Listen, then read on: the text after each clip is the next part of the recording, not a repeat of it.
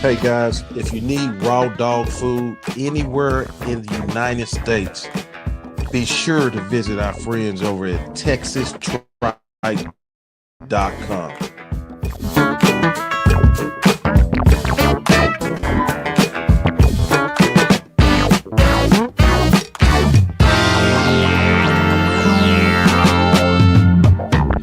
Welcome to NWA Cane Corsos Podcast, where we talk all things dogs.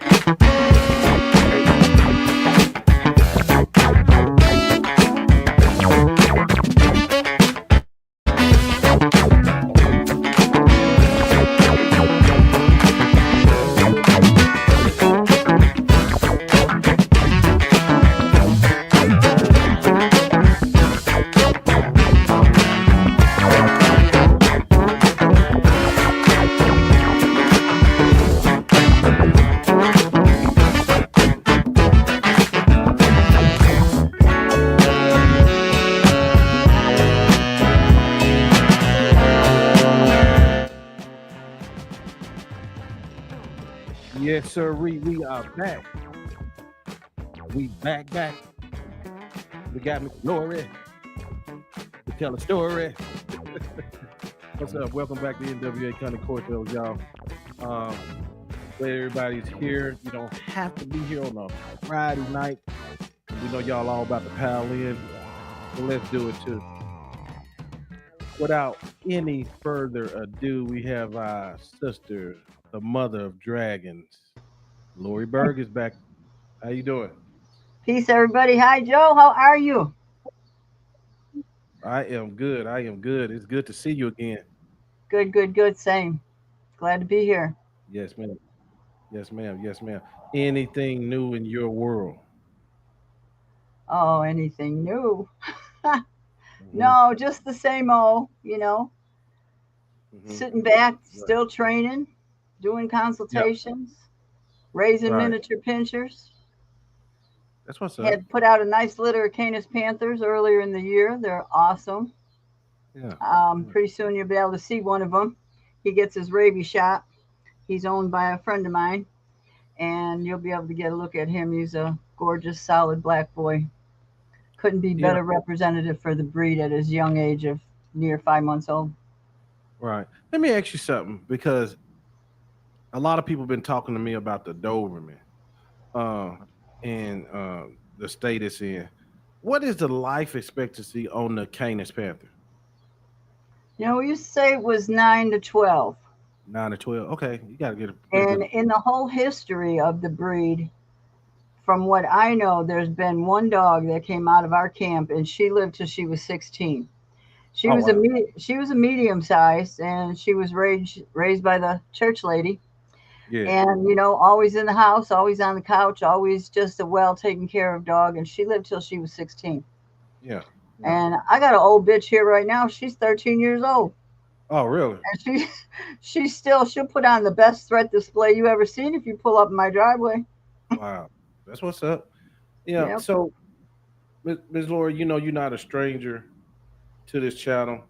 You probably hear, I don't know how much you watch the channel, but you probably hear your husband's name all the time on here. So this show about therapy dogs is going to be kind of unique, because I'm going to get into some questions, because you're a protection dog trainer, obedient. You done did so many disciplines, but therapy dog is what you mainly concentrating on today, right? It is. That is my specialty. It's been for over 20 years. Oh, okay. Got you. Even though I've never been a protection dog trainer, I didn't do the actual training. Yeah. I am an expert protection dog handler and quite knowledgeable on the subject. I wonder why, thanks to the late, great Gypsy, my husband. Yeah. But yes, obedience and therapy dogs have been my specialty. Okay, I got you. Yeah, okay. Last time we talked, you're gonna have to refresh my memory. But how did you start? How did you get your start in therapy dogs? Well, I think you remember I told a story about a Rottweiler that I got named Shotsi. Yep, okay. And she went through all kind of training. She did tons of obedience, agility. She did some protection work that she didn't like to do. You know, her heart was never in those things. I couldn't find what she liked. Mm-hmm. And when I start taking her around to different places with me, parks and shows, people, she'd be attracted. People would come to her, oh my God, that Rottweiler, she's so good. She's so well behaved. Mm-hmm. And, you know, could you bring her to our show next week? And they just start asking me to take her around to different shows and outings, Right. you know, like car shows and parades. Mm-hmm. And she loved it. You know, she was the star of the show and she loved the job. And that's where I thought, well, I finally found what this dog likes to do. And that's what led me into therapy. When we moved over here into Moments, I took her to the Moments nursing home, and that was it. It was like she walked in that door and was like, here I am, people. I am the star now, and this is what I like to do. And she was really good. She was really good at it. And I think she worked for about 8 years. I think she did therapy work for about 8 years before she retired. Got you. So this is probably going to be the number one question people going to want me to ask. What is the difference in between therapy dogs and service dogs?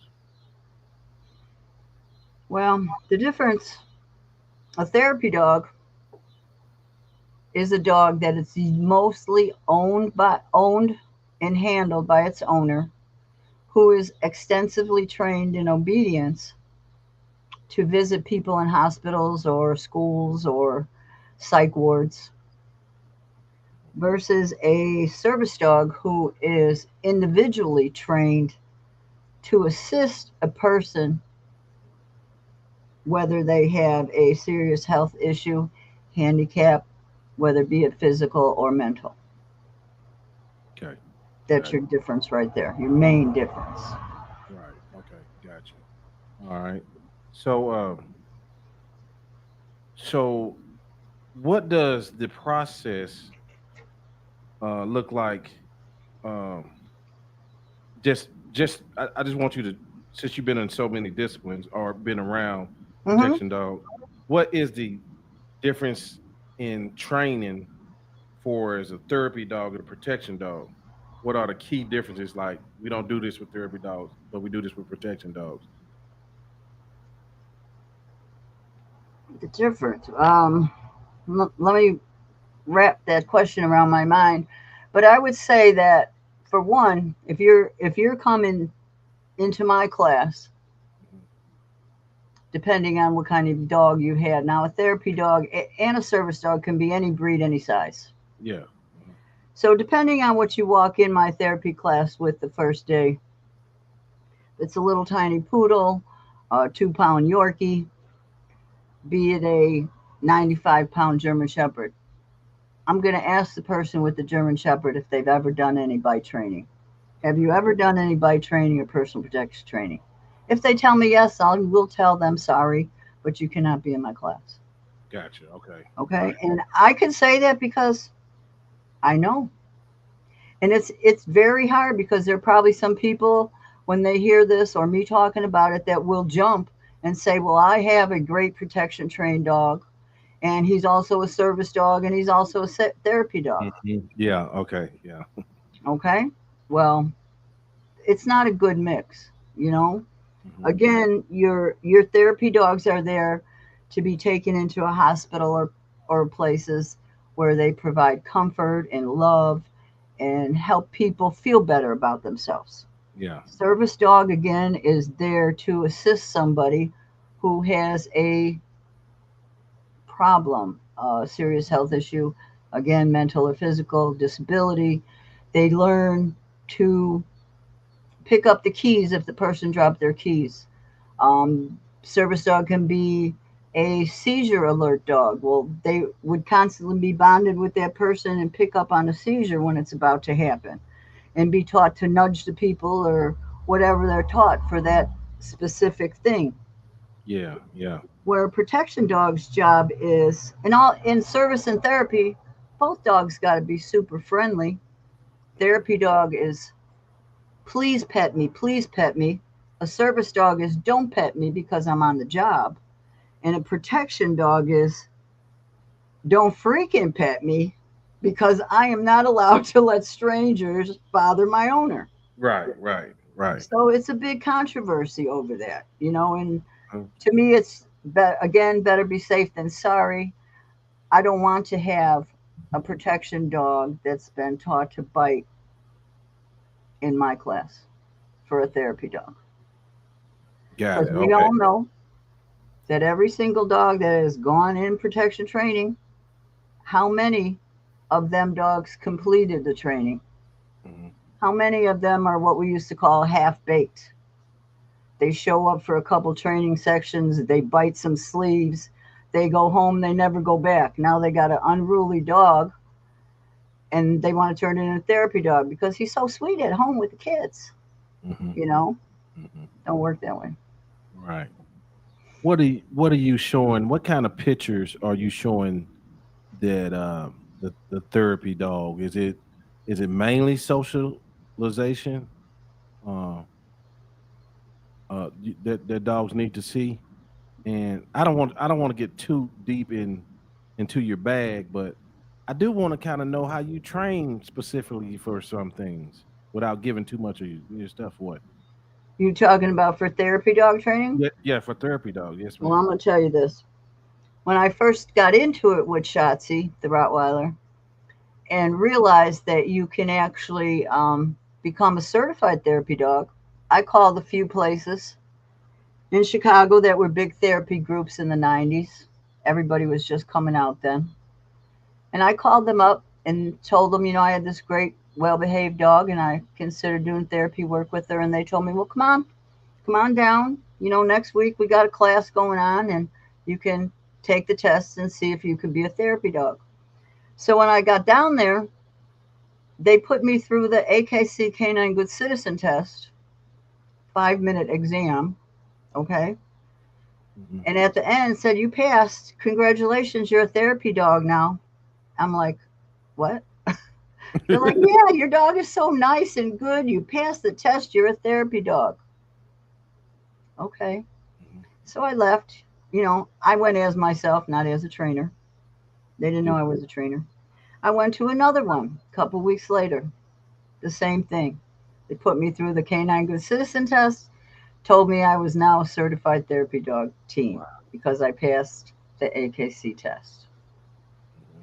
So, with the knowledge I already had on protection dogs and everything else, I went home and, was like, I don't know how they can be with me for 5 minutes. And my dog being a Rottweiler in the 90s, their rep wasn't too hot back then in the 90s. Yep. Um, how could they pass me in 5 minutes and tell me, yes, you can go? You're a certified therapy dog, and you can now go into the nursing home and visit people. Mm. Okay. Mm. So I thought, no way. So I sat down, I did a lot of research, sat down, and I developed my own class, 7 weeks, which is, it's an hour and a half each session, hour and a half to 2 hours each class for 7 weeks. So I at least get 16 hours with people's dogs, 16 hours in my hands. I put them through all kind of stuff. They have to have obedience. You need obedience to get started. And then I just put them through a lot of obedience with a lot of temperament testings in between there. A lot of distractions, like dropping of wheelchairs, people busting in the room screaming. Um, I take them in the hospitals. We go up and down stairs, elevators, hallways. Um, we always hope that nurses come with their crash carts or the maintenance man is going through. So we get all that noise and racket that goes on. It's all about a dog that has to be stable. If they Mhm. can't take the temperament test that I'm putting them through, I'll load 20 dogs and 20 people onto one elevator. And if Mm. we get off that elevator and we're all good, them dogs are pretty damn good. They can Yeah. handle that. Right. So it's all about the stability of the dog when it comes to therapy. And they have to be very stable because, again, you're taking them into these places, you're taking them into a hospital. Right. When we first got the program going at Riverside Hospital, I was asked to come there and bring my dog in. We had to do meetings with the board members, CEOs, all kind of people to show them that the dog was really a great dog, really well mannered, really obedient. I lost my train where I was going with that. And that's what it takes. Can you hear me? I can hear you, but I can't see you. Okay, I'm still with you. I'm working on my camera. Okay. Okay, there we go. I'm sorry, y'all. So, you have to be able to, I'm always telling my students, keep an eye on your dog. You got to be able to read that dog before he makes a move. You got to know what that move is going to be. And if you can't pass through the class and pass the temperament and act like you are stable enough, then I can't put my name on you. I can't certify you. My dogs carry $1 million insurance policy when they go out on a visit. So it is something that is very important to me, not taken nonchalantly. Like I tell people, this is not an agility class. You're not coming to a fun rally class. This is serious. This is serious work. You got to be serious. We're going into a serious place where people are seriously ill. And we want a dog that's, that we can depend on, that we can read his move, that he's going to be friendly, he's going to be quiet, and he's going to do what we ask him to do when he sees the people. Right. And then, of course, I take my students out on mock trips so I could see how they're actually going to do when they get into the real. I take them in nursing homes or different places. I've taken them schools, libraries, to see how they're going to act once they are certified and get out there in the real. Right. You have to know that. Right. The difference again. Go ahead. I said, do you have anybody to assist with you, or you pretty much run your own classes? I have some helpers. Okay. That have to help with class because sometimes I have big classes. Mm-hmm. So, but mainly my class consists of lecture, rules, regulations, lecture, and training. You always start off with some lecture, disciplines, mm-hmm. and certain points and what you can and can do in a hospital, what you can and can do as a therapy dog. Have you ever seen a dog that almost had just a natural aptitude to do the job? Oh yeah. Really? I probably to date have certified well over 1,000 handler teams. Oh, what? Yeah, well over it. Next year is my 20th year as training director for Riverside Hospital. Oh wow. So okay. We started off, we're practically running like 4 classes a year for a long time. And right. I'm also training director for Uplifted Care Hospice. Mm-hmm. And they both have their own teams. They call me in as their trainer. Mm-hmm. And I train them up, and they go on to be their own teams for the hospital and do hospice care, do hospice. I've done a lot of R.E.A.D dogs. I started R.E.A.D dog programs here in the county.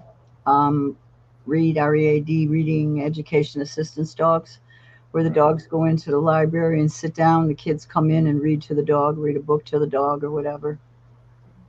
And believe me, that helps so much with a child who can't read out loud or is ashamed to read in front of the teacher because they might say something wrong and get corrected for that. And some children, they can't take that.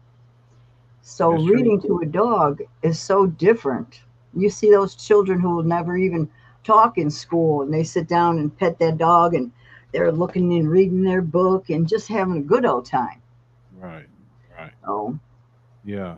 So when you talk about therapy dogs, what were they mostly needed that you see out there?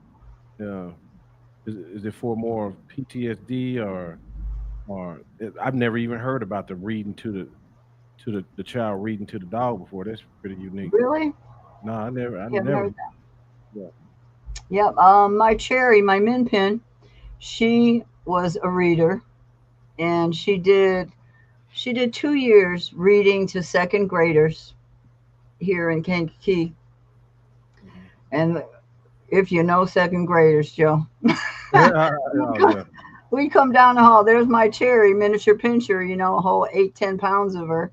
And the little kids just would start screaming, Cherry, Cherry, Cherry. Like, oh no, here we go. And, she had to be stable enough to withstand those children. That's good. And I would sit in the little chair, and 10, 20 children would all get around us. You wouldn't be able to see me because the kids would all be around us trying to pet Cherry and hold Cherry. There's something else. The dogs can really do a lot for children. They really can. And people Right. need to realize and not be so afraid and get your child a dog. I think every child should grow up a dog. They learn so much Yeah. responsibility when you have a dog. Yeah, they do. They do. Do you look at the as far as like when you train the dogs? Do you look at the handling of the dog? Do y'all refer to the dog as a handler still in that field, or what's the difference in it? Is What's one the different? question? I don't know what the question is, but my head right now. But uh, I'm trying to look at it. You know how like in protection work, you have the handler and you have the trainer. Is it looked at the same way handling the dog? Is it the same title or whatnot? I'm trying to wrap to what you're saying. Yeah, I'm Um, sorry. This is my dyslexia messing it up. But I'm just trying to figure out like how much emphasis is put uh on owner training, I guess. on owner training Yeah, yeah. for a therapy dog, Or therapy dog, yeah. well, the owner has to definitely be there to do the training, Okay, with the okay, dog, yeah. if that's what you're talking about. That's what I'm talking about. Yeah. Is it Yeah, they 100%? have to be there Okay, all because right. for me that's a bonding right there. They're learning just as much as the dog is learning, Right. especially if you're in one of my classes. Uh-huh. You know, um, first before you can even come into my class, I evaluate the dog. Mm-hmm. Simple evaluation. Um, I want to make sure that they can handle my class, Right. that they can Okay. handle what I'm putting through. Yeah, so that's you answered that for me. Thank you for pulling it out the right way, because that's what I was trying to get at. Is the dog more focused on doing a task or bonding and doing a task for a specific person? So, but I think you answered it already. Yeah. Yes, because that's going back to the service dog Right. Right. who Yeah. has to learn a specific task Right. Right. for a person. What has been some of your most impactful situations where you've seen these dogs do some tremendous things? I know it's always something in there like, what is dog? I'll never forget it. So many stories. I Hmm. mean, when you go into a nursing home, and a lot of these things are true, I might not say them in the right order, but you go into a nursing home, and we've had a lady who had Alzheimer's, and she didn't talk to people. She never wanted to be bothered when we would come or when anybody would be there. She would always just be off sitting in the corner by herself. Hmm. And we would always make sure one of the dogs go over by that lady too. And I Hmm. tell my people, if these people who have Alzheimer's or have physical disabilities, they can't reach out and pet your dog. I want you as the handler, your job is to assist that patient if you can by lifting up their hand and placing it on your dog, letting them feel that dog is whole part of everything. Hmm. So they started doing this, and Joe, after about 6 visits, this woman actually started talking to the dog. The nurses in the facility and everybody, they were just like crying, everybody screaming, and it was truly something to see, you know. Yeah. And I remember this, one of my favorite stories, I guess it is, probably I tell it all the time. It's about me and I think it was Captain, my second therapy dog. We were walking through the hospital, coming up for a visit, and we can hear this child screaming and crying and carrying on like crazy. And we got onto the floor, and the nurses are coming back and forth in and out of the room. And the dad, you could see it's the dad. He's like, oh God. He's walking out in the hallway, walking back in the room, sweating and pacing back and forth. Shotsi and I, Captain and I walked past him, and he just looked at us. He didn't know what we were doing. We went to the nurse's station like we do, see where we can go. And as we were walking back, the man stepped out of the room. Child is still screaming. The hallway is crazy. Nurses are still going in and out of the room trying to console the child. The father comes over and he says, are you able to come in the room and see my son? And I'm like, sure, we can come in there. So we're walking in, and the nurses are like, oh, I'm so glad you're here. Maybe you'll help calm this kid down. And he's sitting on the edge of the bed. You can see us walking in. When we come in around the bed, and I tell him hi, and he stops crying. He's wiping his face and everything. And I go, would you like to meet my therapy dog, Captain? And he looks down at Captain, and he starts petting Captain, and he's petting him, and he's not crying no more. And everybody's just looking around, and he's not crying. In a couple minutes, he says, I got a dog at home. And I got a dog just like this. He's black, and I pet him, and he gets up on my bed. I go, well, Shotsi can get up on the bed if your father says it's okay. I mean, Captain. And the dad goes, sure. So Captain jumps up on the bed, and the kids, oh, I just love my dog. I miss my dog at home. And no more crying, no more tears. He's petting that dog.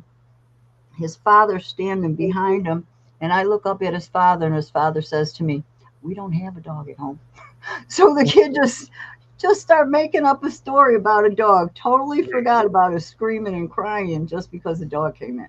Oh, wow. So it's just some wonderful things that a dog can do for people. I really like it. Man, you ain't lying. Tremendous. Yeah, it is. I got a son out there, right? That boy can go out there and play with them dogs all day long.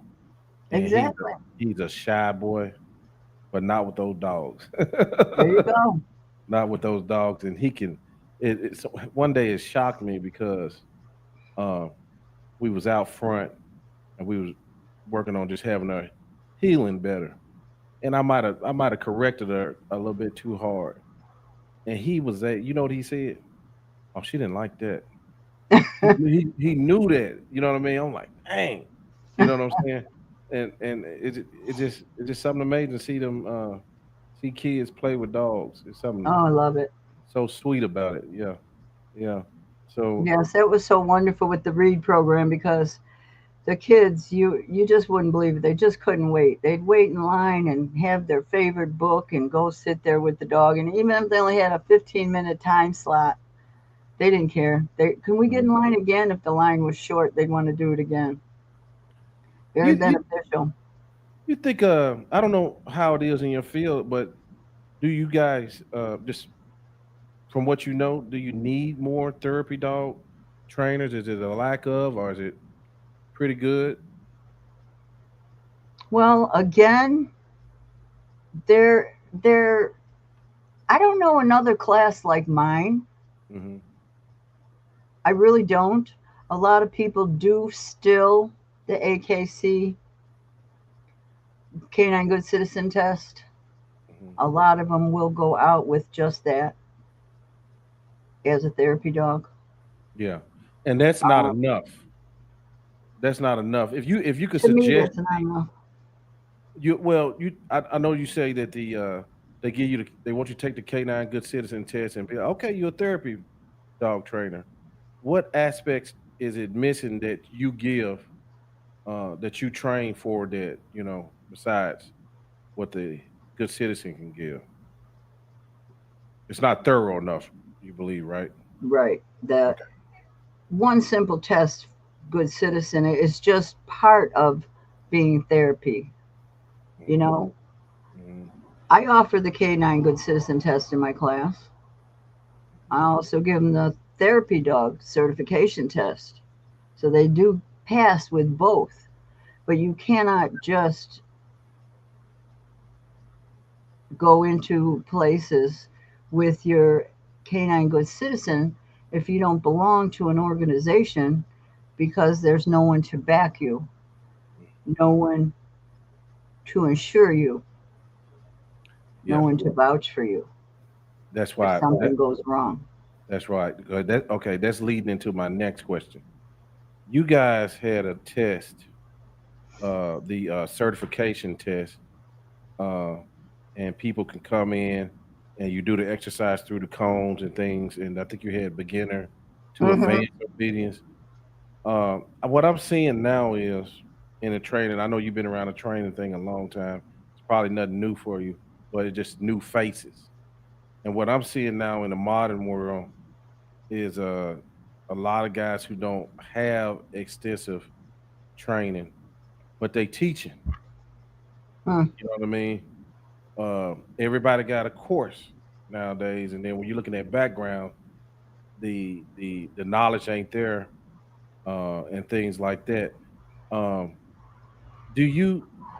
We played we played a video, Doug. You remember the video we clipped today? It was a my first video with Gypsy, and in this clip, he said one day there's going to be association where trainers will have to be approved by other trainers.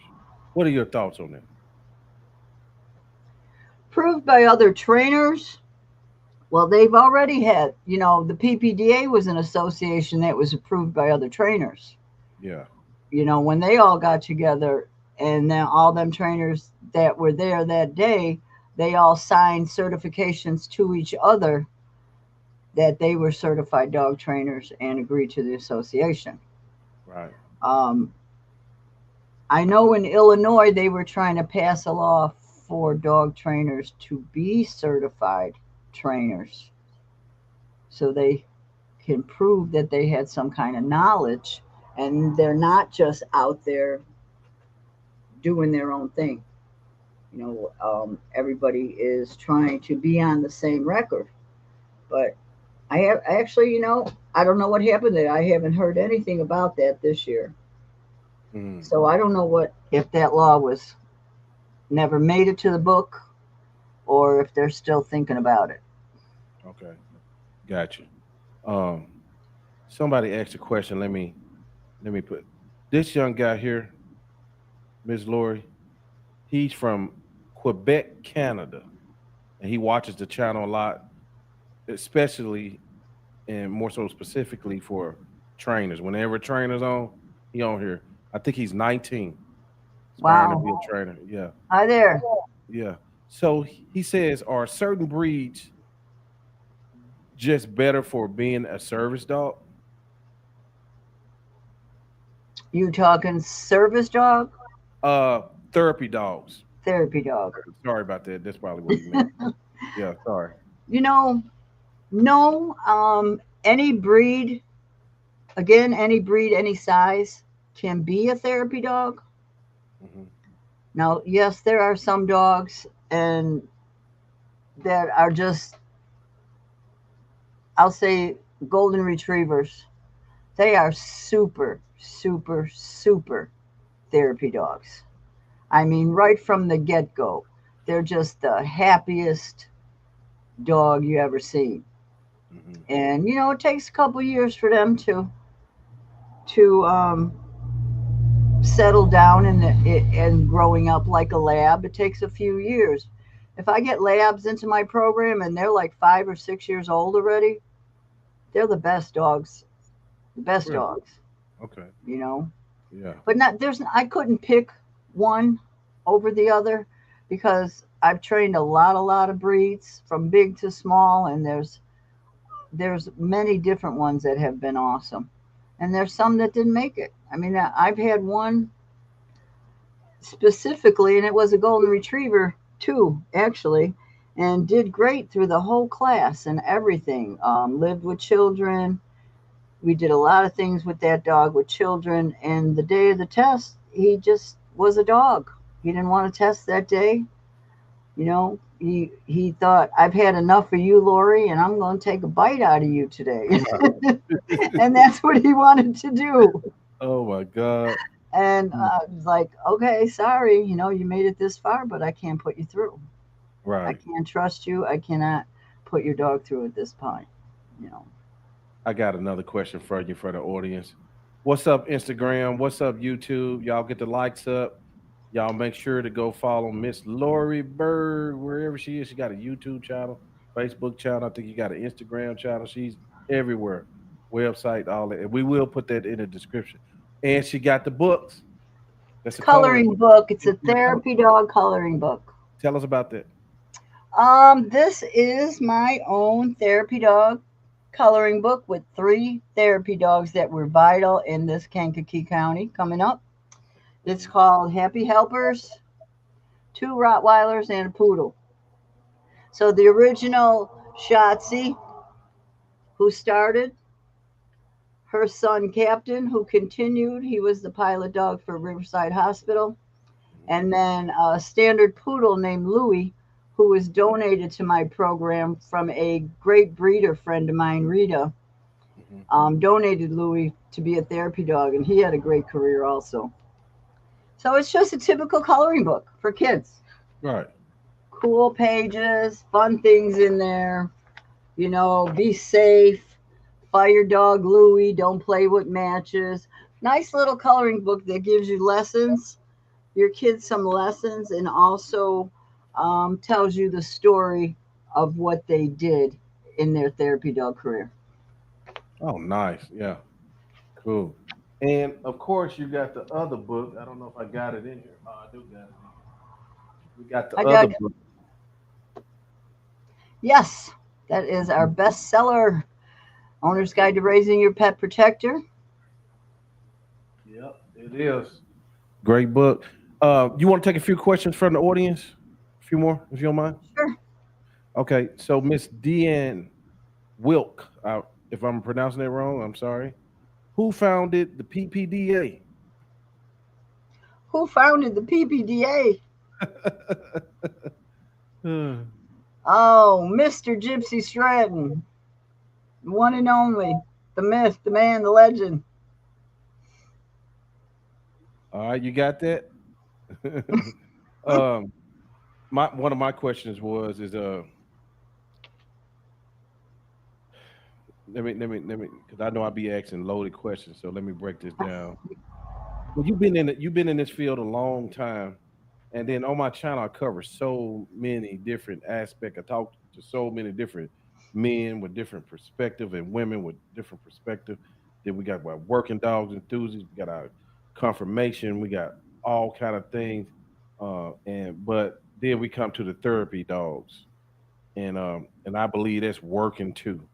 You know, so yeah, it's a working dog. Yeah, it's a working dog. But since you've been in, and if you've known all these disciplines and things like that, how has therapy dogs changed your perspective on the role of dogs in our society? What makes it just as special as because it's your thing. It's your thing. And what makes it like one of your favorite disciplines? The love you get from a dog. The love you get from a dog is like no other, you know? Mm-hmm. And I would always say, how did I used to say that? A faithful friend is the medicine of life. Yeah. You know? And if you remember, before I got into the dog thing, I was in the medical field, in the nursing field. So I also have that background in me of the caretaker, and I see that so much. You do, yeah. In the therapy work, you know? Yeah. And it's just the love. A dog's love is really something else. You know, the bond, the closeness that you can get with the dog. and the happiness that they bring to people. Mm-hmm. You know, you got, and again, a dog that I would be looking for is, you know, social butterfly dog, happy. I'm so happy to see you, lab tail wagging constantly. You know, you want that jubilant, happy, here I come dog, and just can't wait to let people touch them. That's what you look for. That's what's great, and it's So their touch. so if you see that in a dog, I'm pretty sure you see certain attributes in the human that may make a good Oh, therapy dog most trainer. definitely, most What definitely. what are those? You exactly. You have to be a caring, compassionate person. You have to feel love for the people, you know, because it's something that the handlers are desiring to do. We're not making them do this, you know. We're not saying you have to have a therapy dog and do this work, you know. They want to do that.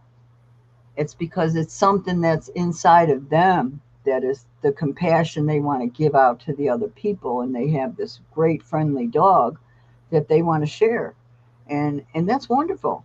You know, you people are selfish. So Yeah.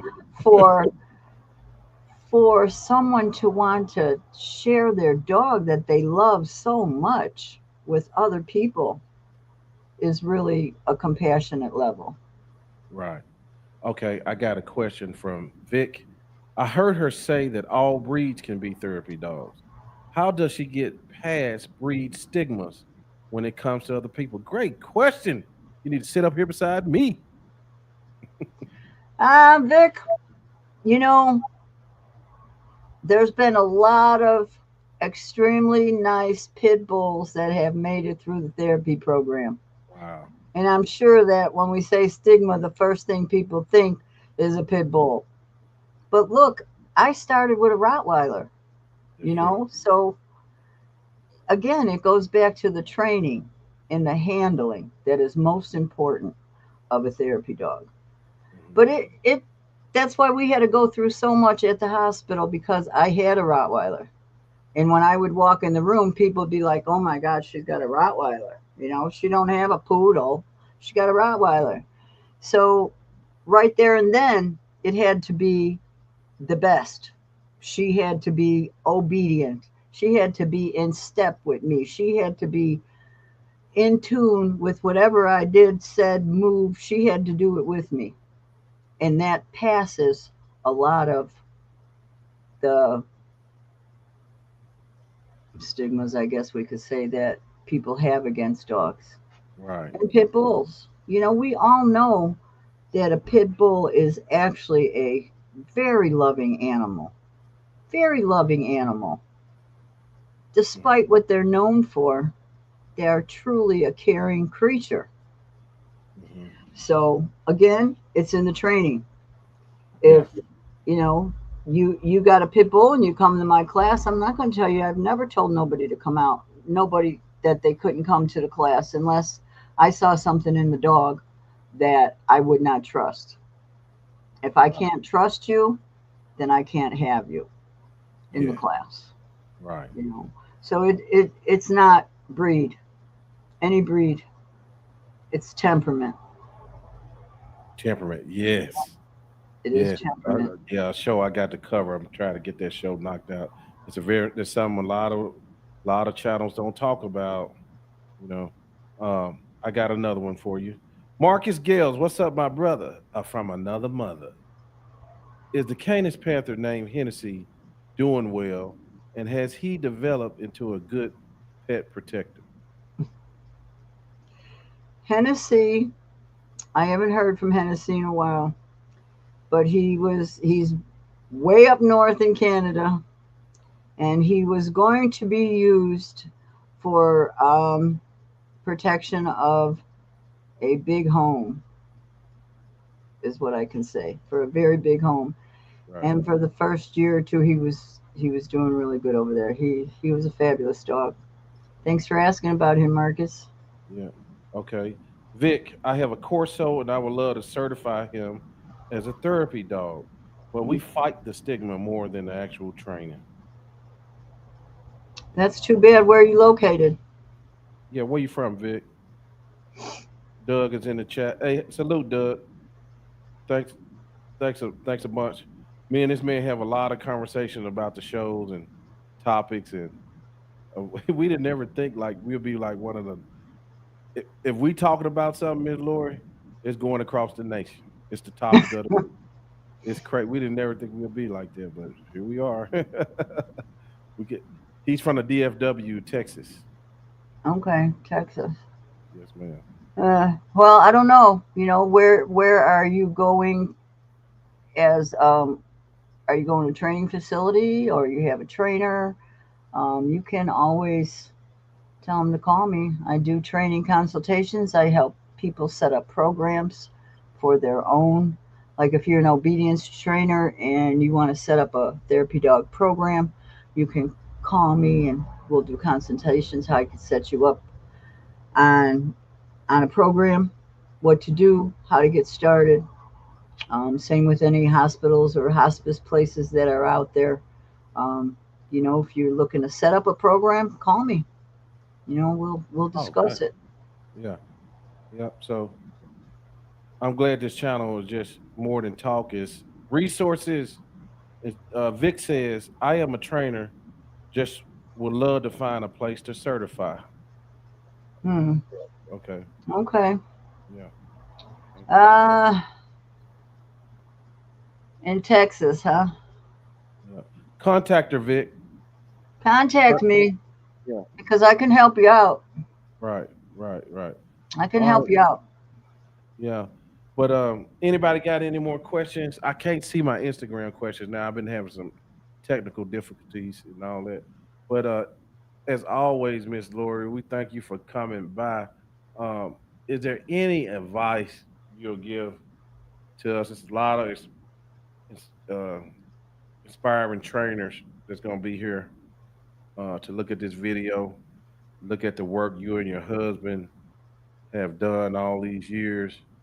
I was telling somebody today about how you know it's some special people that comes by, especially on YouTube and Facebook, but like on YouTube, Gypsy is one of those trainers that was really well, and yourself well known for like dealing with youth, dealing with people that want to learn, and so y'all really are like online legends as well. If you don't really know that, y'all one of those trainers. Some of those people that are online are just like Mm, will never be forgotten. Um, any advice for up and comers out there? you gotta keep it real. Yeah, you Keep it do. real. You know, train your dog. Do the best job you can for the training you want your dog to do. If it's therapy work, get started early. Do all kinds of obedience. Take them everywhere, every social outing, every place. Big pet me sign on you and the dog. Pet me, pet me, pet me. That's what you want for a therapy dog. If it's, a protection dog you want, seek out. Look for a trainer. Call me. I got some good ones. I know a few good ones I can hit you up with. But whatever it is, keep Yeah, it real. Train your dog. Don't lie on your dog. Don't say you can do something if you can't. And if you can't, don't. right, And right, that's important, especially in therapy work. Again, I'm against a bite trained dog being a therapy dog. right. Hey, before you go, now I got to get this one in. I got to get this one in because I think it's important. And anybody, if it's something I didn't cover, go ahead and get your last one in. She thought she was gone, but I'm gonna keep her 10 more minutes. um, your husband used to teach a lot about the best bite was no bite. Um, and sometimes I kind of, being that I see things passingly and going, do you think it's just too much emphasis on um, forgetting about what the protection dog was for and more emphasis on highlight reels and making the most crazy ass dog you can think of. Oh, of course. Of course. And then, you're going to take me to that subject where I say there's so many half-baked dogs out there. We're going into it. For Get these that to them reasons. before we get out of here. They teach them just some silly shit. Yeah. Just be real, people. Be real. Yeah. Gotcha. Dion Wilk says, love, love, love. All right. Well, I think that's it. I'm going to put all your information in the description to contact her. Ms. Lori Berg. Ms. Lori Berg, we appreciate you. Love you. Thank you for everything you do. Everything. Thank you. Appreciate you, Joe. Yeah, no problem. All right, guys. Until the next time. Peace and pause. Yup. Go back.